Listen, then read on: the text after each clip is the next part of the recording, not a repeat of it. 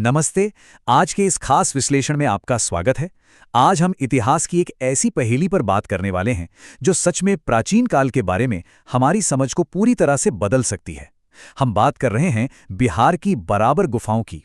ये कोई साधारण गुफाएं नहीं हैं, बल्कि ठोस ग्रेनाइट के पहाड़ों को काटकर बनाई गई वास्तुकला का एक ऐसा अकल्पनीय अजूबा है जिसे देखकर आज के बड़े-बड़े इंजीनियर भी हैरान रह जाते हैं। जरा एक पल के लिए सोचिए, क्या आज से 2000 साल से भी पहले बिना किसी लेजर या रोबोटिक मशीन के ठोस ग्रेनाइट के अंदर कांच से भी ज्यादा चिकनी सतह उकेरी जा सकती है? पहली बार सुनने में तो ये बिल्कुल असंभव लगता है ना? हमारी आज की समझ तो यही कहेगी कि ये मुमकिन ही नहीं है। लेकिन बराबर की गुफाएं इसी असंभव को सच साबित करती हैं और हमें सोचने पर मजबूर कर देती हैं। ये आंकड़ा यानी 2300 इस पूरी कहानी को और भी ज्यादा दिलचस्प बना देता है। ये भारत की सबसे पुरानी मानव निर्मित चट्टानों को काटकर बनाई गई गुफाएं हैं। और कमाल की बात देखिए, 2300 साल पुरानी होने के बावजूद इनकी फिनिशिंग और तकनीक इतनी जबरदस्त है कि ये आज की आधुनिक इंजीनियरिंग को भी सीधी टक्कर देती हैं। तो आइए एक प्राचीन वास्तुकला के इस रहस्य की गहराई में चलते हैं और समझते हैं कि आखिर इन गुफाओं में ऐसा क्या खास है जो इन्हें पूरी दुनिया में इतना अलग बनाता है। अब प्राकृतिक ग्रेनाइट और गुफा के अंदर के हिस्से को अगर हम साथ रखकर देखें तो ये अंतर सच में चौंकाने वाला है। हम सब जानते हैं कि प्राकृतिक ग्रेनाइट कितना खुरदरा और सख्त होता है। इसे आज के आधुनिक औजारों से काटना भी बहुत मुश्किल काम है। लेकिन गुफाओं के ठीक अंदर की सतह वो बिल्कुल एक दर्पण जैसी सपाट है, बिना किसी जोड़ के। और सबसे बड़ी बात, वहां औजारों का एक भी निशान नहीं है। इसे बस चट्टान के अंदर से बाहर की तरफ उकेरा गया है। इस शीशे जैसी चमक के पीछे एक प्राचीन और अब लुप्त हो चुकी तकनीक है जिसे मौर्यन पॉलिश कहा जाता है। ये कोई साधारण पॉलिश नहीं है।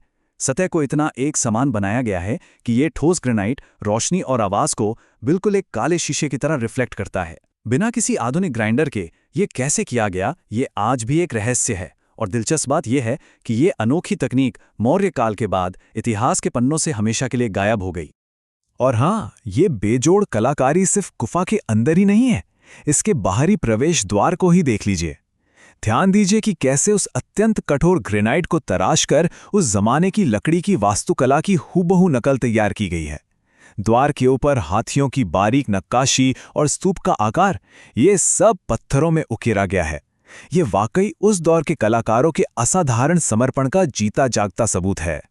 खैर, किसी को लग सकता है कि शायद ये सिर्फ आंखों का धोखा हो, लेकिन नहीं। आधुनिक 3D स्कैनिंग और लेजर मैपिंग से ये साबित हो चुका है कि इन दीवारों की समतलता में 1 सेंटीमीटर से भी कम का फर्क है। प्रवेश द्वार बिल्कुल सममित यानी सिमेट्रिकल हैं और गुंबददार छटें एकदम निर्बाध हैं। सच कहूं तो आज के सबसे बेहतरीन रोबोटिक टूल्स को भी बिना डिजिटल सुधार के इतनी सटीक नक्काशी करने में पसीने छूट जाएंगे। ये सटीकता कोई इत्तेफाक नहीं थी। इसके पीछे बराबर यार्ड नाम की एक मानकीकृत मापन प्रणाली का इस्तेमाल हुआ था। इन गुफाओं को ऐसे ही बेतरतीब ढंग से नहीं काटा गया।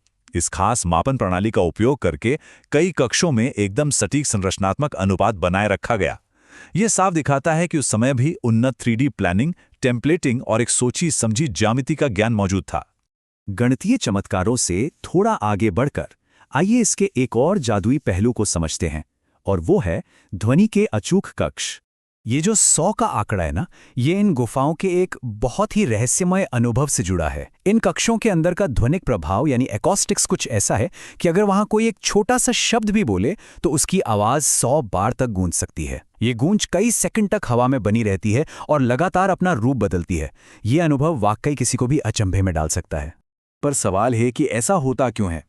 दरअसल गुफा के बिल्कुल सटीक ज्यामिति, उसकी लगातार घुमावदार बनावट और वो कांच जैसी पॉलिश वाली दीवारें, ये सब एक साथ मिलकर काम करती हैं।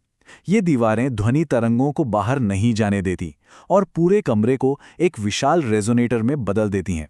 इसी वजह से ओम जैसे पवित्र मंत्रों का उच्चारण यहाँ एक बहुत ही गहरा और रूहानी अनुभव बन जाता है। अब जाहिर सी बात है, आपके मन में ये सवाल आ रहा होगा कि इतने बड़े और जटिल काम के पीछे आखिर था कौन? तो आइए अशोक और आजीवक संप्रदाय के इतिहास पर नजर डालते हैं। अगर हम इतिहास के पन्नों को पलटे तो पता चलता है कि इन गुफाओं का निर्माण शक्तिशाली मौर्य साम्राज्य के दौर में हुआ था। 261 ईसा पूर्व में सम्राट अशोक ने पहली बराबर गुफाओं को समर्पित किया था और फिर उनके बाद 232 ईसा पूर्व में उनके पोते दशरथ ने इसमें नागार्जुनी गुफाएं भी जोड़ दी। यानी ये कोई छोटा मोटा काम नहीं था, बल्कि राज्य द्वारा प्रायोजित एक बहुत बड़ी परियोजना थी जिसमें यकीनन साम्राज्य के सबसे बेहतरीन शिल्पकार लगाए गए होंगे। लेकिन यहाँ इतिहास का एक बहुत बड़ा और दिलचस्प विरोधाभास सामने आता है। ये जो इतनी असाधारण गुफाएं हैं, ये आजीवक संप्रदाय को सौंपी गई थी। अब ये आजीवक कौन थे? ये वो प्राचीन सन्यासी थे जो अत्यधिक सादगी का जीवन जीते थे। उनका मानना था कि कोई भौतिक संपत्ति नहीं होनी चाहिए। वे मौन रहते थे और बिना किसी सुख सुविधा के जीते थे। तो सबसे बड़ा सवाल यही है कि एक ऐसे संप्रदाय के लिए जिनका मूल सिद्धांत ही कुछ भी न रखना था, उनके लिए इतनी भव्य, मिलीमीटर सटीक और खर्चीली वास्तुकला क्यों बनवाई गई? इतिहासकार भी इस पर अलग अलग राय रखते हैं। क्या इन गुफाओं को खास तौर पे आजीवकों के ध्यान के लिए ध्वनि अनुनाद कक्षों के रूप में ही डिजाइन किया गया था, या फिर क्या ये संरचनाएं उससे भी बहुत पुरानी थीं जिन्हें बाद में सम्राट अशोक ने अपना लिया और इन सन्यासियों को दे दिया? ये रहस्य आज भी पूरी तरह सुलझा नहीं है और हम बस निष्पक्ष रूप से इन सिद्धांतों का विश्लेषण ही कर सकते हैं।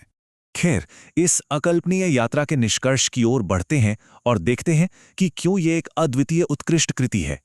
अगर हम बराबर गुफाओं की तुलना दुनिया की अन्य प्रसिद्ध रॉक कट वास्तुकलाओं जैसे पेट्रा या अपनी ही अजंता की गुफाओं से करें तो ये बिल्कुल अलग खड़ी नजर आती हैं।